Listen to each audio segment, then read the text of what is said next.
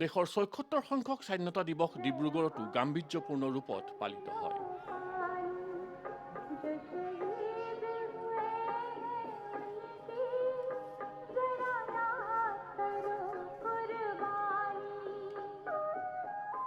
স্থানীয় চৌকিডিঙি খেলপথাৰত এই উপলক্ষে স্বাধীনতা দিৱসৰ কাৰ্যসূচীত অসম চৰকাৰৰ মন্ত্ৰী তথা মাহমৰা বিধানসভা সমষ্টিৰ বিধায়ক যোগেন মোহন ডাঙৰীয়াই ৰাষ্ট্ৰীয় পতাকা উত্তোলন কৰে, অভিবাদন গ্ৰহণ কৰে তথা ভাষণ প্ৰদানৰ জৰিয়তে চৰকাৰী আঁচনিসমূহৰ কাৰ্যকৰণৰ ওপৰত উল্লেখ কৰে।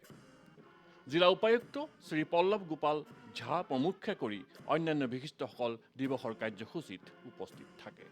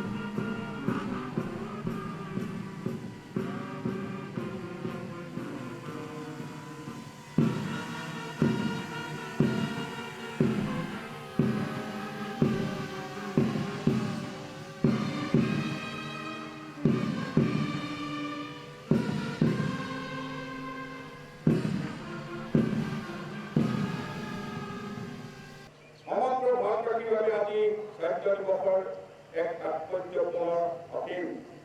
আমাৰ দেশ সমগ্ৰ বিশ্বৰ ভিতৰতে বৃহত্তম গণতান্ত্ৰিক দেশ হিচাপে পৰিচিত। মহাত্মা গান্ধীৰ নেতৃত্বত অহিংসাক মূল মন্ত্ৰ হিচাপে লৈ আৰম্ভ হোৱা স্বাধীনতা সংগ্ৰামৰ এক দীঘলীয়া ইতিহাস আছে। স্বাধীনতা সংগ্ৰামৰ মহান সেনানীসকলৰ নিস্বাৰ্থ ত্যাগ আৰু মহানুভৱতাৰ বাবে ই সম্ভৱ হৈ উঠিল। এই স্বাধীনতা সংগ্ৰামত উত্তৰ পূৰ্বাঞ্চলৰ এক উল্লেখযোগ্য বৰঙণি আছে। আমি জানো শ্বহীদ কুশল কোঁৱৰ, পিয়লি ফুকন, কনক লতা, মুকুন্দ কাকতি, যোগেশ্বৰী ফুকনকে বন্ধ কৰি জ্ঞাত অজ্ঞাত স্বাধীনতা সেনানীসকলৰ ত্যাগ আৰু অনন্য অৱদান চিৰদিনৰ কাৰণে স্মৰণীয় হৈ ৰ'ব। এইসকল স্বাধীনতা সংগ্ৰামী ত্যাগ আৰু আত্মবলিদানে অৰ্জন কৰা আমাৰ দেশৰ সাৰ্বভৌমত্ব, অখণ্ডতা, একতা আৰু প্ৰগতিৰ বাবে আমি প্ৰতিগৰাকী দেশবাসী সদায় অংগীকাৰবদ্ধ হৈ থাকিব লাগিব। স্বাধীনতা সংগ্ৰামীসকলৰ সপোন এখন শক্তিশালী আধুনিক ভাৰত নিৰ্মাণ কৰি আমি ঐক্যবদ্ধভাৱে আগবাঢ়ি যাব লাগিব। মাননীয় প্ৰধানমন্ত্ৰী নৰেন্দ্ৰ মোদী ডাঙৰীয়াৰ সবকা সাথ, সবকা বিকাশ আৰু সবকা বিশ্বাস এই আদৰ্শৰে অনুমোদিত হৈ সকলো স্তৰৰ জনসাধাৰণৰ বিকাশৰ বাবে আমি আজি সংকল্পবদ্ধ। সমগ্ৰ বিশ্বত আজিৰ পৰিস্থিতিত কৰোনা ভাইৰাছৰ ব্যাপক সন্ত্ৰাসৰ সৃষ্টি কৰিছে। আমাৰ দেশতো বিগত 5 মাহ ধৰি সকলো কাম কাজ স্থবিৰ হৈ পৰিছে। আমাৰ ৰাজ্যখনতো মহামাৰী কৰোনাই ৰাজ্যৰ অৰ্থনৈতিক, শৈক্ষিক, যোগাযোগ আদিৰ দিশত এক প্ৰভাৱ বিস্তাৰ কৰিছে। মাননীয় মুখ্যমন্ত্ৰী সৰ্বানন্দ সোণোৱাল ডাঙৰীয়াৰ নেতৃত্বত আৰু মাননীয় স্বাস্থ্যমন্ত্ৰী ডক্টৰ হিমন্ত বিশ্ব শৰ্মাৰ নেতৃত্বত লোৱা উচিত পদক্ষেপ আৰু তৎপৰতাৰ বাবেই আজি ৰাজ্যখনে এক উল্লেখনীয় পদক্ষেপ ল'বলৈ সক্ষম হৈছে। কৰোনা মহামাৰীৰ পৰিপ্ৰেক্ষিতত আজি স্বাধীনতা দিৱসটো আমি কিছু সীমিত কৰিবলগীয়া হৈছে। আৰু এই মুহূৰ্তত এই যুঁজত যিসকল সংগ্ৰামী, বিশেষকৈ চিকিৎসক, স্বাস্থ্যকৰ্মী, আমি আজি এই শুভ মুহূৰ্তত আমি আটাইলৈ আমি আন্তৰিক ধন্যবাদ জ্ঞাপন কৰিছোঁ। আৰু জিলা প্ৰশাসনৰ যি তৎপৰতা, এই তৎপৰতাত আমি এক সাৱধানতা অৱলম্বন কৰি আমি আগবাঢ়িছোঁ আৰু ভৱিষ্যতেও আগবাঢ়ি যাব লাগিব।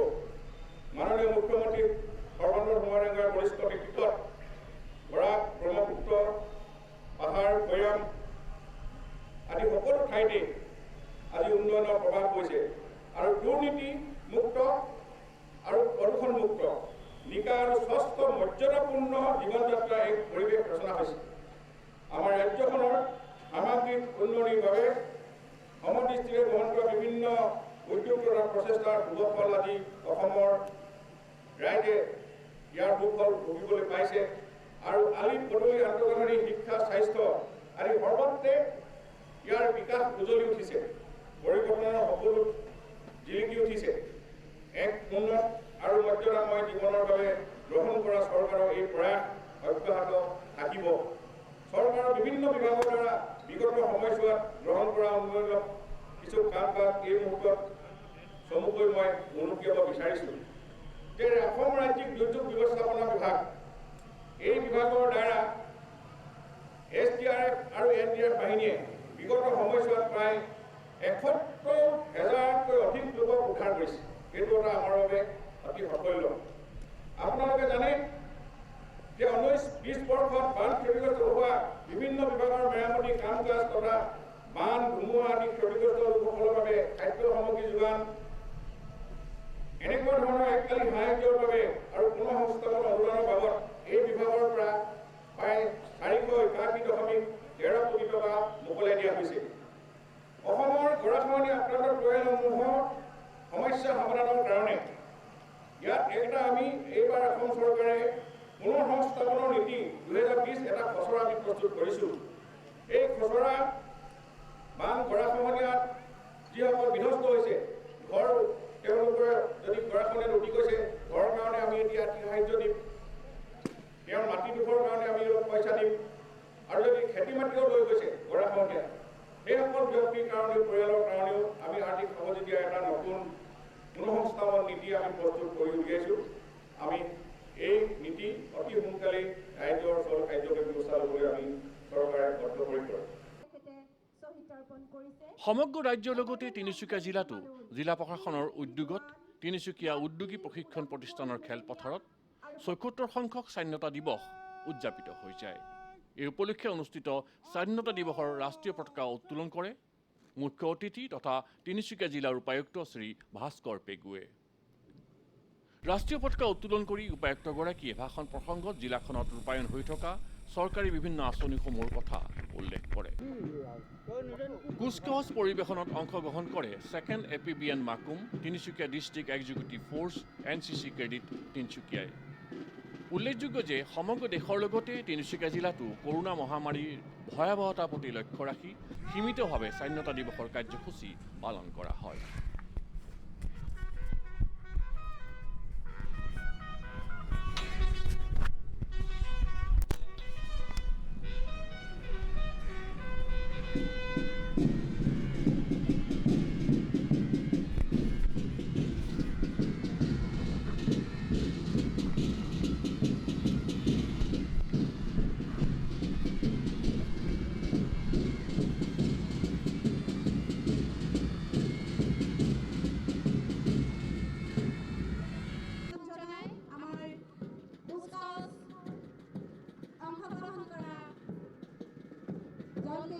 উৎসাহিত কৰে সকলোৱে উষ্ণ আদৰণি জনাই হাত চাপৰিৰে অনুৰোধ জনাইছোঁ সকলোকে। এয়া আমাৰ প্ৰথম দল ছেকেণ্ড APBN মাকুম। সকলোৱে এটাই হাত চাপৰি বজাই তেখেতসকলক উষ্ণ আদৰণি জনাব। Second APBN Makum. এয়া Tinsukia district executive force, Tinsukia district executive force সকলোকে হাত চাপৰি বজাই থাকিবলৈ অনুৰোধ জনাইছোঁ। এই কৰোনা মহামাৰী আতংকৰ মাজতো এখেতসকলে যথেষ্ট কষ্ট কৰিছে এইকেইদিন আৰু আপোনালোকৰ আগত আজি য'ত কিঞ্চিত কেইটামান দলে অংশগ্ৰহণ কৰিবলগীয়া হৈছে। আমি সেয়েহে তেখেতসকলক উৎসাহিত কৰিবৰ বাবে এডাল হাত চাপৰি বজাবলৈ অনুৰোধ জনাইছোঁ।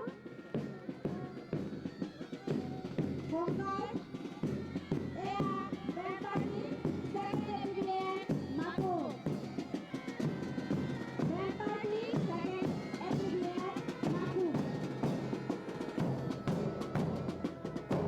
৭৪তম স্বাধীনতা দিৱসৰ এই শুভক্ষণত তিনিচুকীয়া জিলাবাসীৰ লগতে অসমৰ সমূহ জনসাধাৰণলৈ আন্তৰিক অভিনন্দন যাচিলোঁ। এই সুযোগতে মই জাতিৰ পিতা মহাত্মা গান্ধীৰ লগতে দেশৰ হকে প্ৰাণ আহুতি দিয়া শ্বহীদসকলৰ প্ৰতিও সশ্ৰদ্ধা প্ৰণিপাত জনাইছোঁ। শ্ৰদ্ধাৰে সোঁৱৰণ কৰিছোঁ স্বাধীনতা যুঁজত আত্মবলিদান দিয়া অসমৰ সেইসকল বীৰ বীৰাংগনাক, যাৰ স্মৃতিয়ে আজিও আমাৰ মন সাহস আৰু গৌৰৱেৰে ভৰাই তোলে। গান্ধীজীৰ অহিংসা মন্ত্ৰৰে দীক্ষিত হৈ সমগ্ৰ ভাৰতবাসীয়ে ব্ৰিটিছ সাম্ৰাজ্যবাদৰ বিৰুদ্ধে যুঁজি অশেষ নিৰ্যাতন ভুগি অমূল্য স্বাধীনতা লাভ কৰিবলৈ সক্ষম হৈছিল। বিশ্বৰ বৃহত্তম গণতান্ত্ৰিক দেশ আমাৰ ভাৰতবৰ্ষ, যি মহান পৰম্পৰা আৰু ঐতিহ্যৰে আমাৰ দেশৰ স্বাধীনতা সমৃদ্ধ হৈছে। সেই ঐতিহ্য আৰু পৰম্পৰা অধিক মহীয়ান কৰিবলৈ আজি আমি সংকল্পবদ্ধ।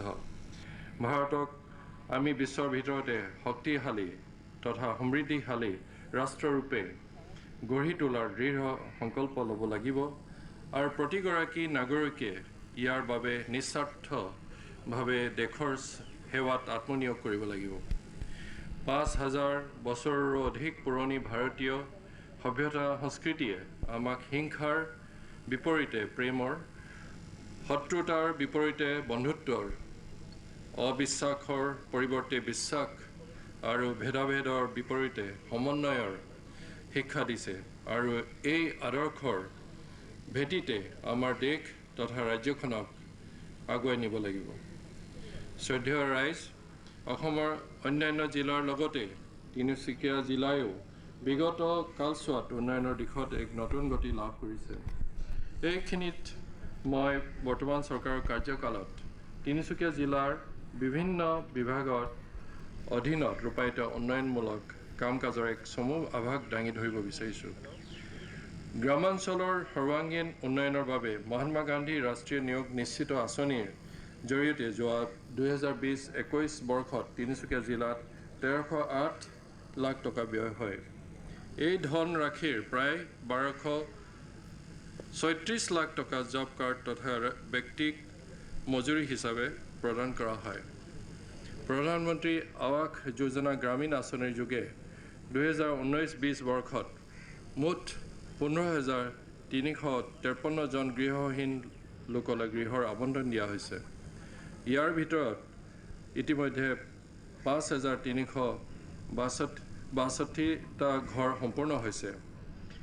তিনিচুকীয়া জিলাৰ অসম গ্ৰামীণ ৰাজ্যিক জীৱিকা অভিযান বৰ্তমানলৈকে মুঠ 9,415টা মহিলা আত্মসহায়ক গোট গঠন কৰি আত্মনিৰ্ভৰশীলতাৰ বাবে ছাগলী পালন, ৰেচম শিল্প, শাক পাচলি, হাঁহ কুকুৰা পালন, গাহৰি পালনৰ প্ৰকল্প চলাই আছে।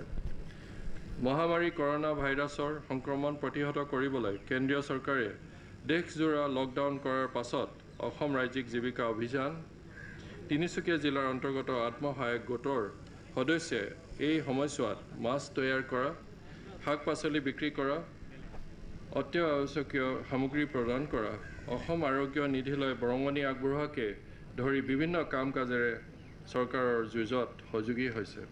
আমি আগবাঢ়িছোঁ সম্বৰ্ধনা জনাবলৈ যুটীয়া সঞ্চালক চিকিৎসা আৰু স্বাস্থ্য বিভাগ তিনিচুকীয়াৰ কৰোনা যোদ্ধা সমূহ ৰাইজক এজাৰি হাত চাপৰিৰে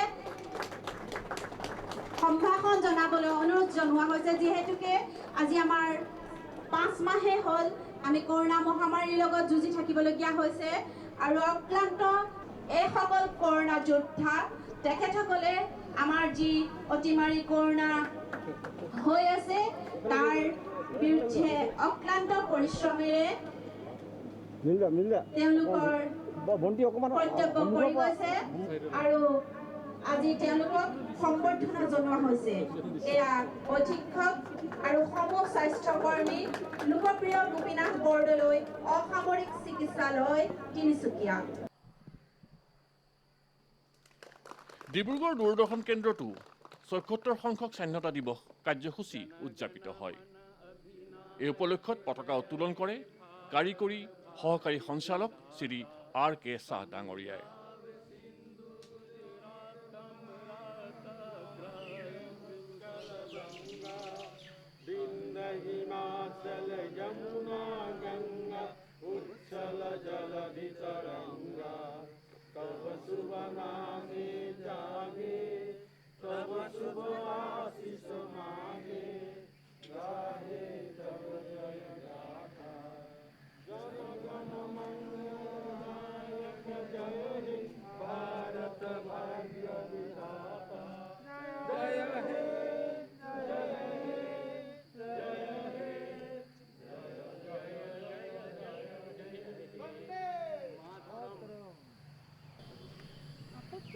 सन 1947 के 14 अगस्त मध्य रात्रि जब सारा विश्व गहरी नींद में सोई हुई थी, तब हमारे देश के करीब करीब 37 करोड़ देशवासियों के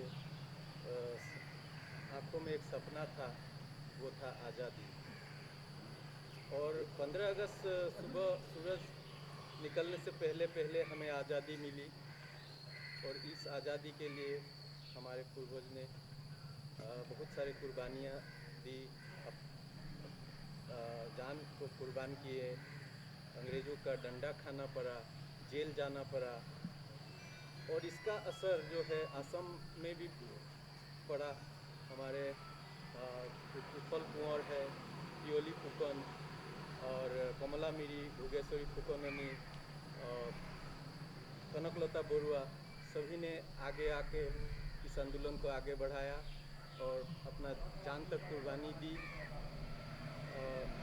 आज इस शुभ अवसर पर हम उन्हीं वीर शहीदों के जो त्याग और बलिदान है उसे याद करने का एक मौका है, और उनकी आत्मा को शांति मिले, इसके लिए आइए हम सब प्रार्थना करते हैं और एक प्रण लेते हैं कि हम अपनी समाज और देश को आगे बढ़ाएं। जो हमारे बीच भेदभाव है, अहिंसा है, जो अंधविश्वास है, कुसंस्कार है, उसे छोड़ के हम एक प्रेम और भाईचारा को अपनाएं और समाज को आगे बढ़ाएं। हम लोगों का देश को कब्जा करके रखा था। सारा भारतवासियों में हमारा महात्मा गांधी, जवाहरलाल नेहरू, मौलाना अबुल कलाम आदि, आज़ाद आदि बड़े बड़े नेताओं ने हम लोग का बीच में देश प्रेम का भाव जागरूक किया। सारा भारत इकट्ठा हो गया और साम्राज्यवादी ब्रिटिश को हरा करके 1947 सन के 15 अगस्त में हम लोग आज़ाद हो गए। आज भारत के सर्वबृहत गणतंत्र प्रजातंत्र हमारा देश है। जो देश गणतंत्र का, प्रजातंत्र का मिसाल सारा देश में खड़ा कर रहा है, सारा विश्व में खड़ा कर रहा है। हम लोग आगे बढ़ रहे हैं। हमारा स्वतंत्रता कायम करके हम लोग को हमेशा आगे जाना पड़ेगा। तो हम लोग का स्वतंत्रता के लिए सब लोग को तैयार रहना चाहिए। कभी भी हमारा ज़मीन भी कोई विदेशी शक्ति अगर कब्जा करना चाहे तो सारा भारतवासी निकल के हम लोग का देश को बचाने के लिए हम लोग प्रतिबद्ध रहेंगे। यही कह के मैं आज समाप्त करता हूँ। वंदे मातरम।